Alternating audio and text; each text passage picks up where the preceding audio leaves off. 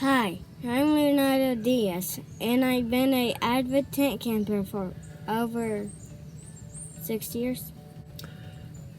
And I'm Fraser Douglas. I've been an avid tent camper now for 55 years. Hey, my name is Eva Douglas, and I've been with Fraser camping during 10 years, so I enjoy. In this video, we're going to talk about our trip to Fort Toulouse, a state historic park located in north of Montgomery in Alabama. For the past 12 or 13 years, my two sisters and I have tried to plan a family camping trip every summer. This year we decided to meet at Fort Toulouse State Historic Park in Alabama, which is located very close to our paternal grandmother's old family home. Fort Toulouse is located high on the bluff of the Coosa River at the point where the Coosa and the Tallapoosa rivers join to make the Alabama River.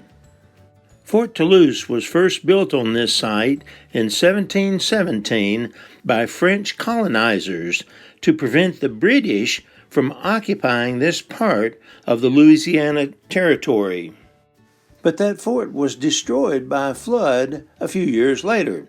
So the French built a second fort, but it also was destroyed by a flood, and they built a third fort that was also destroyed by a flood. In 1814, Andrew Jackson built Fort Jackson on this site after defeating the Red Stick Band of the Creek Indians and annexing most of their land. Today, the Alabama Historical Commission sponsors several historical programs at the fort, the largest of which is scheduled in November. Perhaps the most popular activity here at Fort Toulouse, Fort Jackson, is bicycle riding because the park and the entrance roads are very flat. But bring your own bicycles because bike rentals are not available here. The park also has a nice boat ramp for fishing and other water activities, but it does not have a swimming area, nor does it have a good place to fish off the bank. Now, let me describe the campground. The campground has 38 campsites that are widely spread around a loop that is 4/10 of a mile long. In some respects, it is one of the best family tent camping destinations in the state of Alabama. Campsites are only assigned on a first-come basis, and reservations are not accepted. Despite its small size, it is a very safe and secure campground. It is located 2.5 miles away from the main highway down a long entrance road. It has a gate that is manned by an employee all day long, and it has 3 campground hosts that frequently drive through the campground to check on campers. This bathroom was located in the center of the campground. It is very old, but very clean and spacious. Most of the campsites are very large with lots of level ground space that could accommodate several tents. But the first 11 campsites on the right side or outside of the entrance road are very small and poorly suited for tent campers. Most campsites have plenty of trees for shade, but a few do not. And so during the first week in June when we were there, our site was fairly comfortable when the daytime highs reached the mid-90s, but there are a few campers that were out in the middle of the open area got very hot. Overall, the campground was very well maintained. The bathrooms were clean, the grass was trimmed neatly, and the garbage was picked up often.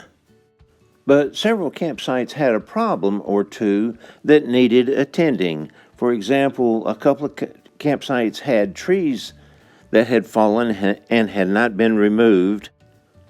A couple of campsites were missing their table or had a damaged picnic table, and a couple of other sites had either missing or damaged fire rings or pedestal grills.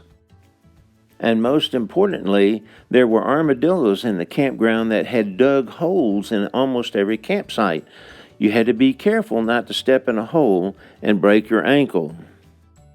And I should add that bugs were pretty bad in the late afternoon and evening. If you have a screen house, you'll definitely want to bring it. And if you don't have a screen house, be sure and bring plenty of bug spray. My sister Sil and her family arrived at the park about the same time that Ava, Lalo, and I arrived, and so we set up our campsites across the street from each other. Our younger sister Jean and her husband Tom arrived around 7 o'clock that night, and they set their tent up on our campsite. We're camped in campsite number 27, and our cousins are in campsite number 26.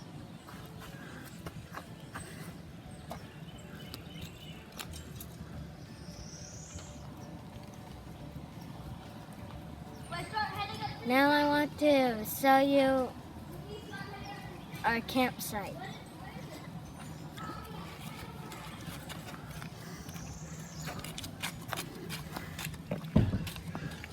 This is Dean and Tommy's car right here.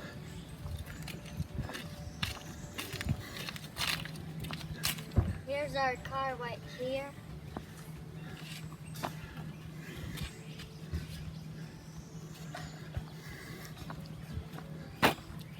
This is Dean's and Tommy's tent.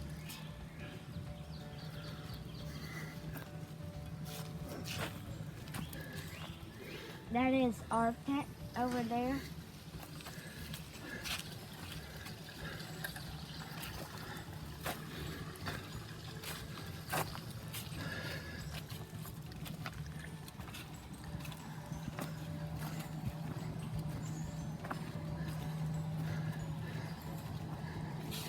This is our picnic table.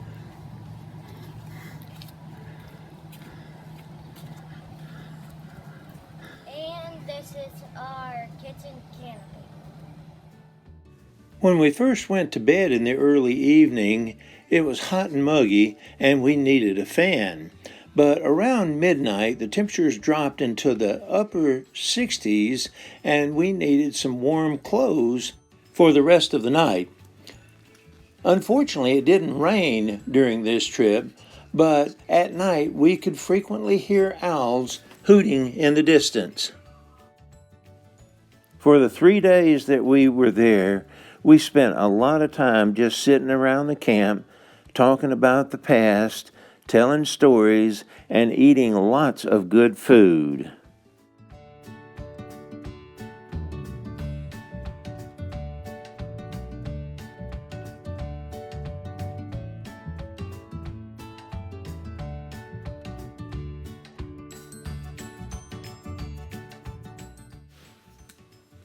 I had fun playing with my cousins there, and I especially enjoyed talking with Ian about Subway Surfers.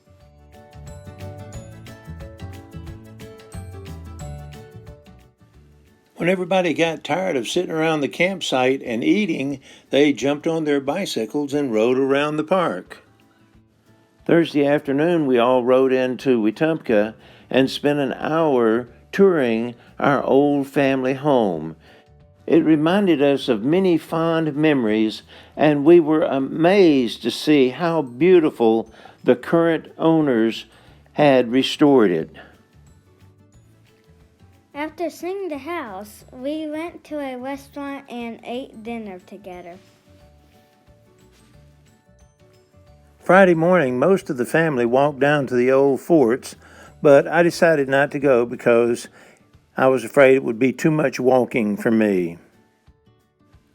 Friday afternoon, the girls drove into downtown Wetumpka to explore the town and do some shopping, while the boys hung around the campground.